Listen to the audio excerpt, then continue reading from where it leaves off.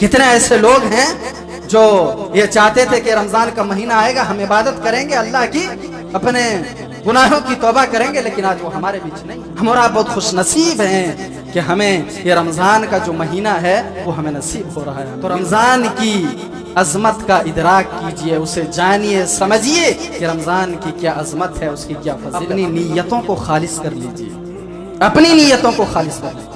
رمضان کے آنے سے پہلے اپنی نیتوں کو خالص کر، کیونکہ یہ جو اخلاص ہے یہ دین کا نچوڑ ہے، نچوڑ۔ اور اللہ تعالیٰ نے ہمیں حکم بھی دیا ہے اسی بات۔ نبی کریم صلی اللہ علیہ وسلم ماہ شعبان میں کثرت سے روزہ رکھا کرتے ہیں، کہ سیدہ عائشہ رضی اللہ تعالیٰ عنہ فرماتی ہیں رسول اللہ صلی اللہ علیہ وسلم نفلی روزہ رکھتے تھے تو ہم آپس میں یہ کہتے تھے کہ اب آپ صلی اللہ علیہ وسلم کبھی روزہ نہیں چھوڑیں، اور جب آپ صلی اللہ علیہ وسلم روزہ نہیں رکھتے تھے تو ہم یہ کہتے تھے کہ اب آپ صلی اللہ علیہ وسلم کبھی روزہ نہیں رکھتے۔ اور ہم نے آپ صلی اللہ علیہ وسلم کو رمضان کے علاوہ کسی بھی مہینے کے اندر پورے مہینے کے نفلی روزے رکھتے نہیں دیکھا۔ یعنی آپ صلی اللہ علیہ وسلم صرف رمضان میں پورے روزے رکھتے تھے، اس کے علاوہ کسی مہینے میں بھی پورے روزے نہیں رکھتے تھے نفلی روزے۔ اور آپ صلی اللہ علیہ وسلم شعبان جو مہینہ ہے ماہ شعبان، اس میں آپ صلی اللہ علیہ وسلم جتنا روزہ رکھتے تھے کسی اور مہینے میں اتنے روزہ نہیں رکھتے۔ تو آپ صلی اللہ علیہ وسلم سب سے زیادہ نفلی روزے اسی مہینے کے اندر رکھتے تھے۔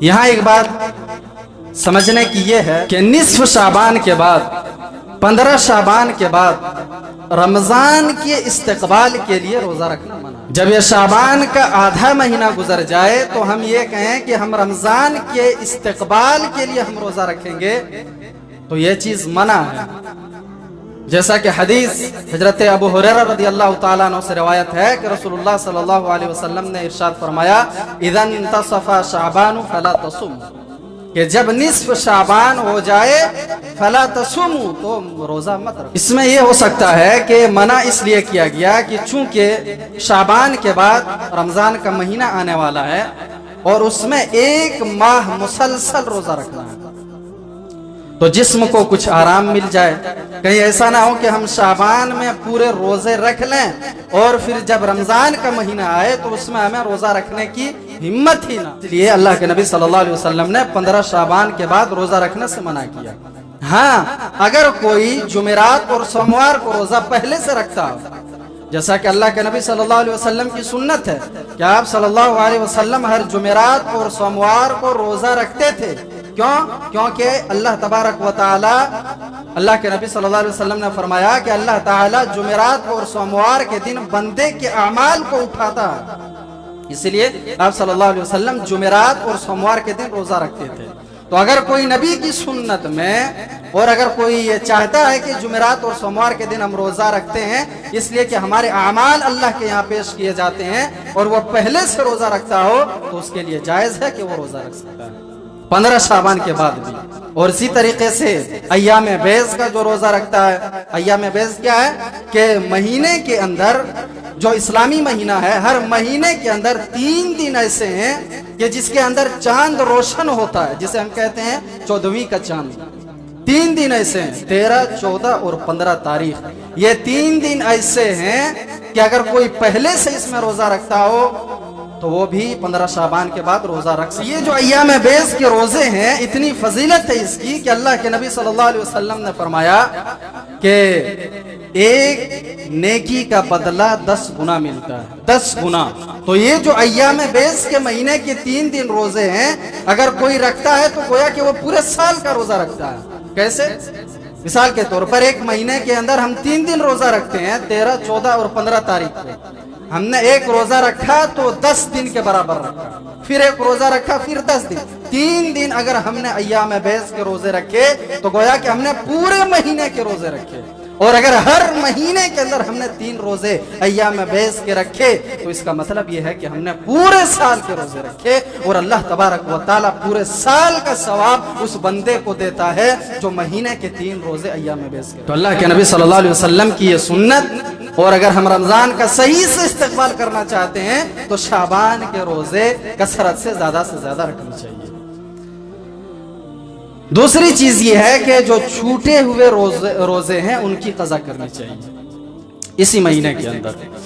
ہم میں سے بہت سارے لوگ ایسے ہیں جن کی کچھ مجبوریاں ہوتی ہیں رمضان کے مہینے کے اندر، ان کی وجہ سے ان کے روزے چھوٹ جاتے ہیں۔ خاص کر کے عورتوں کا ان کی ایک الگ مجبوری ہے کہ جن کی وجہ سے کچھ روزے چھوٹ جاتے ہیں، تو چاہیے کہ رمضان آنے سے پہلے ان چھوٹے ہوئے روزوں کی قضائی دے دینی چاہیے۔ حضرت عائشہ رضی اللہ تعالی عنہ فرماتی ہیں کہ رمضان کے جو روزے مجھ سے چھوٹ جاتے تھے شعبان کے مہینے سے پہلے مجھے استطاعت نہیں ہوتی تھی کہ ہم اس روزے کو رکھ لیں۔ یعنی عائشہ رضی اللہ تعالی عنہا کے جو چھوٹے ہوئے روزے ہوتے تھے رمضان کے، وہ شعبان کے مہینے میں حضرت عائشہ رضی اللہ تعالی عنہا ان کو رکھتے تھے، ان کی قضائی دیتے تھے۔ تیسری چیز کہ ماہ رمضان کی عظمت کا ادراک کیجئے۔ رمضان کا جو مہینہ ہے بہت عظمت والا مہینہ ہے، بہت اہمیت والا مہینہ ہے، بہت فضیلت والا مہینہ ہے۔ اس کی عظمت کا احساس کرتے ہوئے، اس کی قدر و منزلت کا لحاظ کرتے ہوئے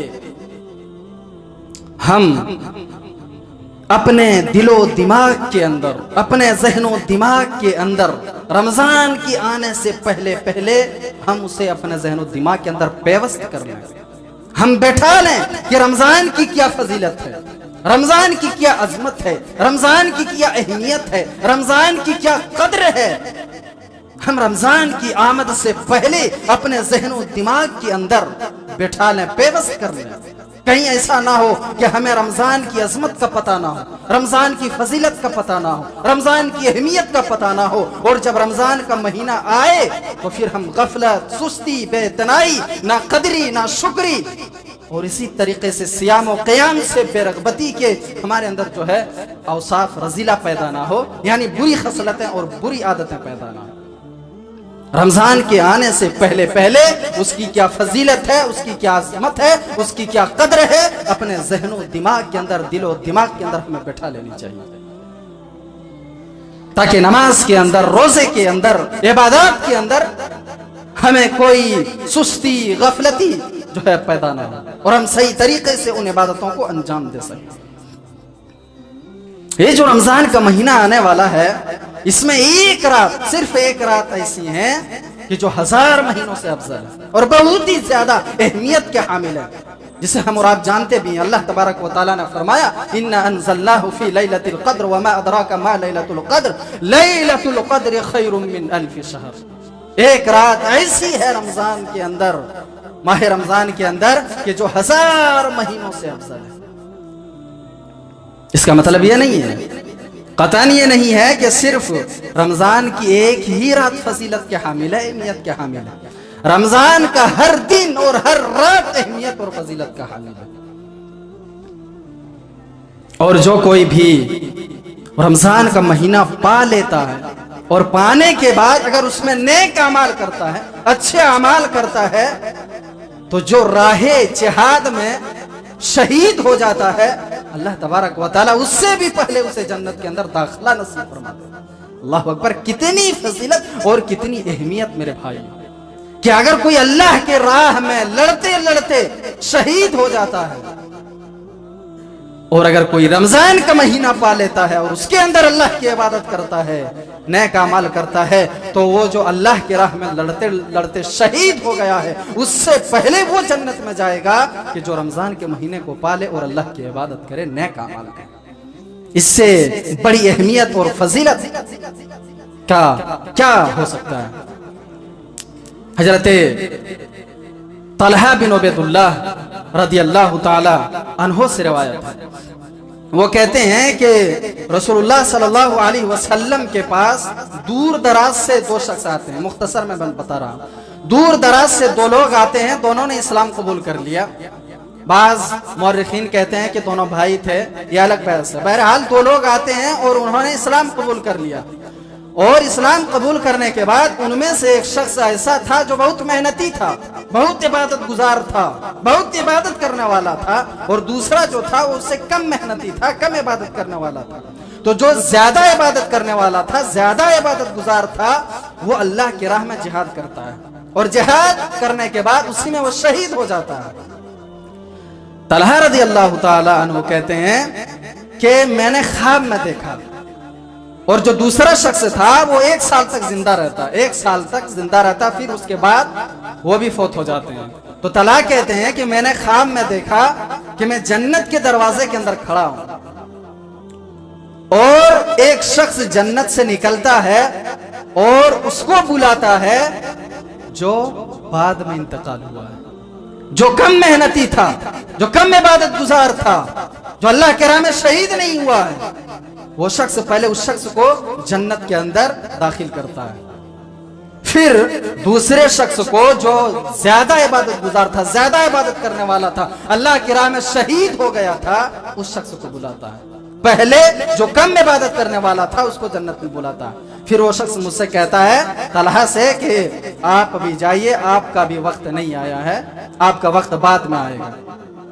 طلحہ رضی اللہ تعالیٰ عنہ جب صبح ہوتے ہیں تو لوگوں کے سامنے اپنی اس خواب کا چرچا کرتے ہیں، لوگ حیرت میں پڑ جاتے ہیں، لوگ تعجب میں پڑ جاتے ہیں، ایسا کیسے ہو سکتا ہے؟ ایک شخص اللہ کے راہ میں شہید ہو گیا ہے، وہ زیادہ عبادت گزار ہے، زیادہ عبادت کرنے والا ہے، دوسرا کم محنتی ہے، کم عبادت کرنے والا ہے، وہ اللہ کے راہ میں شہید بھی نہیں ہوا ہے، وہ پہلے جنت میں کیسے جا سکتا ہے؟ یہ خبر اللہ کے نبی صلی اللہ علیہ وسلم تک پہنچا۔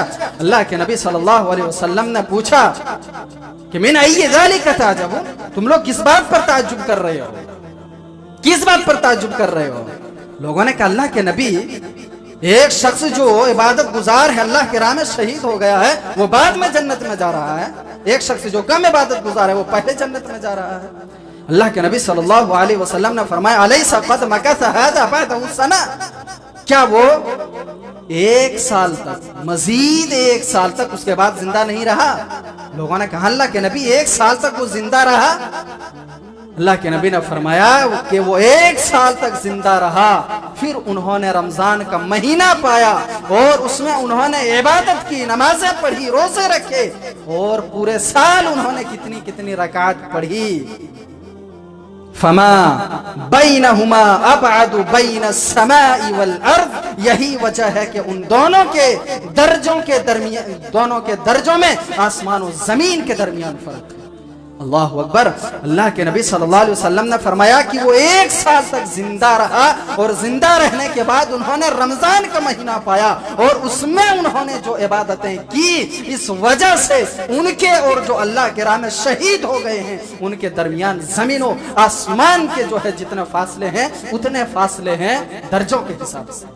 ذرا غور کیجیے، کتنے ایسے لوگ ہیں جو یہ چاہتے تھے کہ رمضان کا مہینہ آئے گا، ہم عبادت کریں گے اللہ کی، اپنے گناہوں کی توبہ کریں گے، لیکن آج وہ ہمارے بیچ نہیں ہے۔ میرے بھائی، ہم اور آپ بہت خوش نصیب ہیں کہ ہمیں یہ رمضان کا جو مہینہ ہے وہ ہمیں نصیب ہو رہا ہے، ہمیں مل رہا ہے۔ تو رمضان کی عظمت کا ادراک کیجئے، اسے جانیے، سمجھیے کہ رمضان کی کیا عظمت ہے، اس کی کیا فضیلت ہے۔ اسی طریقے سے اپنی نیتوں کو خالص کر لیجئے، اپنی نیتوں کو خالص کر لیجئے۔ رمضان کے آنے سے پہلے اپنی نیتوں کو خالص کر لیجئے، کیونکہ یہ جو اخلاص ہے یہ دین کا نچوڑ ہے، نچوڑ۔ اور اللہ تعالیٰ نے ہمیں حکم بھی دیا ہے اسی بات کا، وَمَا أُمِرُوا إِلَّا لِيَعْبُدُوا اللَّهَ مُخْلِصِينَ لَهُ الدِّينَ، کہ ہم نے انہیں حکم نہیں دیا ہے سوا اس کے کہ وہ صرف اللہ کی عبادت کریں، اس حال میں کہ اس کے لیے دین کو خالص کر دیں۔ میرے بھائیوں، اور جو کوئی بھی اخلاص سے عاری ہو کر کے، اخلاص سے ہٹ کر کے ریاکاری کے لیے اگر کوئی عمل کرتا ہے، اللہ تعالیٰ اس کو قبول نہیں کرتا ہے۔ من كان يريد الحياة الدنيا وزينتها نوفي إليهم أعمالهم فيها وهم فيها لا يبخسون أولئك الذين ليس لهم في الآخرة إلا النار وحبط ما صنعوا فيها وباطل ما كانوا يعملون۔ جو شخص دنیا کی زینت کے لیے کچھ کرتا ہے، दिखलावे के लिए करता है, अल्लाह ताला उसे दुनिया ही के अंदर दे देता है। उसमें कोई कमी नहीं रहती। आप दुनिया के लिए कर रहे हैं, दुनिया के अंदर अल्लाह तबारक व तआला आपको इसका बदला दे देगा, उसके अंदर कोई कमी नहीं रहेगी। यही लोग हैं जिसके लिए आखिरत में अल्लाह तबारक व तआला ने आग तैयार करके रखा है और बर्बाद है उनके अमाल जो कुछ वो करते हैं।